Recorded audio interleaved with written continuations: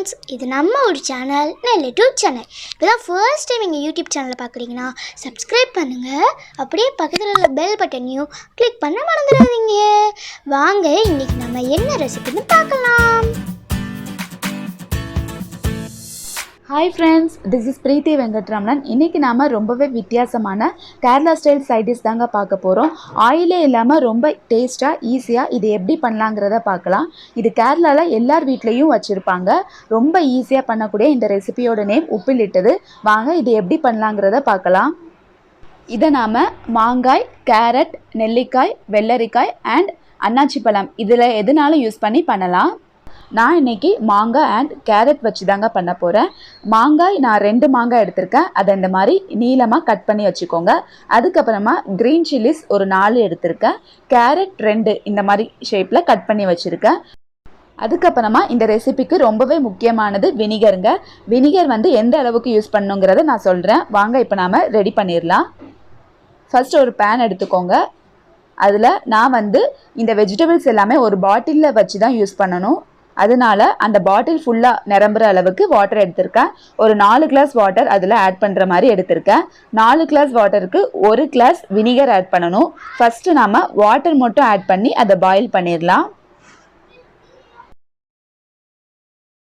அதுக்கப்புறமா இதில் நாம் உப்பு சேர்த்துடலாம். உப்பு நாம் அதிகமாக சேர்க்கணுங்க. அப்போ தான் நல்ல டேஸ்ட் கொடுக்கும். ஏன்னா நம்ம வினிகர் ஆட் பண்ணுறோம், அது நல்ல புளிப்பு தரக்கூடியது. ஸோ அதுக்கு ஈக்குவலாக நம்ம சால்ட் ஆட் பண்ணணும். நான் ஒரு 3 டேபிள் ஸ்பூன் சால்ட் ஆட் பண்ணியிருக்கேங்க. சால்ட் ஆட் பண்ணதுக்கப்புறமா நல்ல கொதி வரட்டும். கொதி வந்ததுக்கப்புறமா நம்ம வினிகர் ஆட் பண்ணிடலாம். பாருங்கள், நல்ல பபிள்ஸ் வர ஆரம்பிச்சிடுச்சு. இந்த ஸ்டேஜில் நம்ம வினிகர் ஆட் பண்ணிடலாம். நல்லா மிக்ஸ் ஆகுற மாதிரி கொஞ்சம் லைட்டாக கிளறி விட்டுக்கோங்க. எல்லாமே ஆட் பண்ணிட்டோங்க. அவ்வளோதான். இப்போ கொதி வர ஆரம்பிச்சிடுச்சு. இப்போ நாம் ஸ்டவ் ஆஃப் பண்ணிடலாம். ஆஃப் பண்ணதுக்கப்புறமா இதை நல்லா ஆற வைக்கணும். ஆற வச்சதுக்கப்புறமா நாம் இதை ரெடி பண்ணிடலாம்.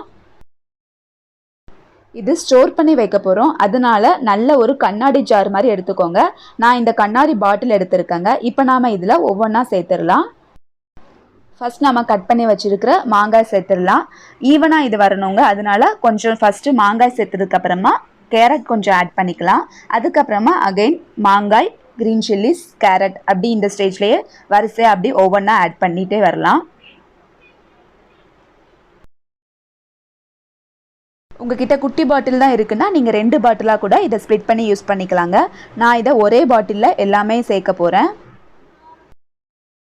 பிக்கிள் பண்ணும்போது நம்ம அதிகமான ஆயில் யூஸ் பண்ணுவோம். பட் இதுக்கு ஆயிலே கிடையாதுங்க. ஒரு செட்டு ஆயிலே இல்லாமல் வெறும் வினிகர், வாட்டர் மட்டும்தான் தேவைப்படுது.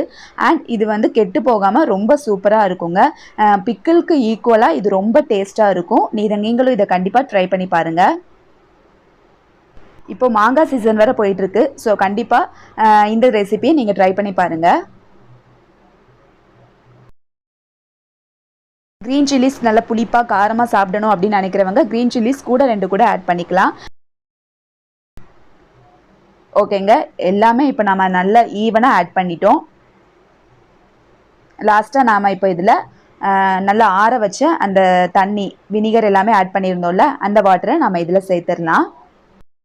நீங்கள் ஃபஸ்ட்டு எந்த பாட்டிலில் ரெடி பண்ண போகிறீங்கிறதுக்கு ஏற்றாப்புல அந்த பாட்டிலில் எவ்வளோ வாட்டர் ஆட் பண்ண முடியும் அப்படிங்கிறத பார்த்துட்டு அதுக்கு ஏற்றாப்புல வினிகர், வாட்டர் எல்லாமே எடுத்து வச்சுட்டு ரெடி பண்ணுங்கள். அப்போ தான் கரெக்டாக இருக்கும். அவ்வளோதான். பாருங்கள், ரொம்பவே ஈஸியாக வேலை முடிஞ்சிருச்சு. இதில் வேறு ஒன்றுமே கிடையாது. இது ரொம்ப ஈஸியான ஒரு ரெசிபி. இதை அப்படியே நாம் மூடி ஸ்டோர் பண்ணி வச்சிடலாம். இதை ஒரு 4 டேஸ் அப்புறம் தான் திறந்து பார்க்கணும். அது வரைக்கும் இதை அப்படியே நாம் வச்சுருக்கணுங்க. அப்போ தான் அந்த புளிப்பு, காரம், உப்பு எல்லாமே ஆட் ஆகி சூப்பரான டேஸ்ட் கொடுக்கும். நீங்களும் இதை கண்டிப்பாக ட்ரை பண்ணி பாருங்கள். இந்த ரெசிபி உங்களுக்கு பிடிச்சிருந்தா உங்கள் ஃப்ரெண்ட்ஸ் அண்ட் ஃபேமிலிக்கு ஷேர் பண்ணுங்கள். மறக்காமல் எங்கள் சேனலுக்கு சப்ஸ்கிரைப் பண்ணுங்கள். தேங்க்யூ ஃபார் வாட்சிங்.